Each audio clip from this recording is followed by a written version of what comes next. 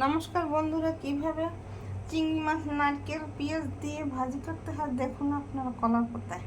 এখানে চিংড়ি মাছটা কেটে আমি পরিষ্কার করে নিয়েছি, নারকেল পরিমাণ মতো নিয়েছি, লবণ হলুদ আর মরিচের গুঁড়ি 1 চামচ, আর পেঁয়াজ বাটা একটু নিয়েছি আর পেঁয়াজ কুচি দিয়েছি। এখন একটু তেল দিয়ে এটাকে মেখে এই পেশে আমি কলার পাতা ধুয়ে পরিষ্কার করে একটা পাত্রে ভাজার পাত্রেটায় রেখে দিয়েছি। এখন এটাকে মাখবো। এইভাবে ভালো করে মাখতে হবে, মিশিয়ে না মাখলে এটার গায়ে মশলাপাতি ঢুকবে না। চিংড়ি মাছে বেশি মশলাপাতি লাগে না। এখন এই দিয়ে দিলাম পাতায় সাজিয়ে, হয়ে গেছে। এখন চুলে ধরিয়ে ভাজা দিয়ে দেব। পাতায় সাজিয়ে গামলা ধুয়ে একটু সামান্য জল দিয়েছি, আমি চুলা ধরিয়ে দিলাম। কম আছে ভাজতে হবে, বেশি আছে ভাজলে মাছের গায়ে দাগ লাগবে না, পাতাটা পুড়ে যাবে।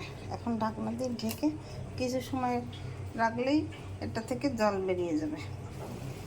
এই যে মাছ থেকে অনেক জল বেরিয়েছে, জলটা টানলে তারপরে ওই পাশের পাতা ভাজা তৈরি হয়ে যাবে। তারপর আমি আরেকটা পাতায় ফিরিয়ে দেব।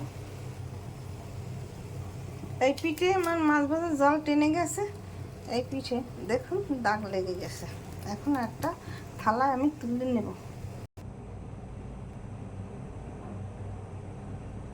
আর একটা থালায় নামিয়ে নিয়েছি, আর একটা পাতা দিয়ে এইভাবে ঢেকে, তারপর ঢাকনা দিয়ে ঢেকে, তারপর দুই পাশ থেকে ধরে ফিরিয়ে আমি খোলা দেব।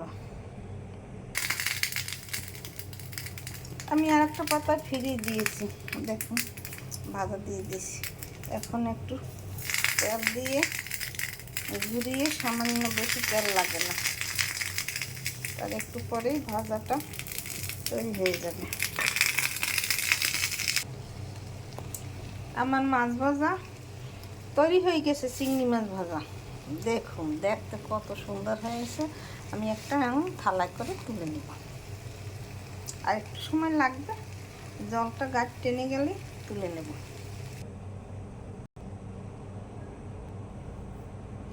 এই যে দেখুন একটা থালায় করে আমি নামিয়ে নিয়েছি, দেখতে কত সুন্দর হয়েছে।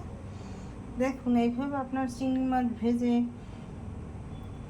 কলার পাতায় খেয়ে দেখবেন, খেতে দুর্দান্ত স্বাদ হয়।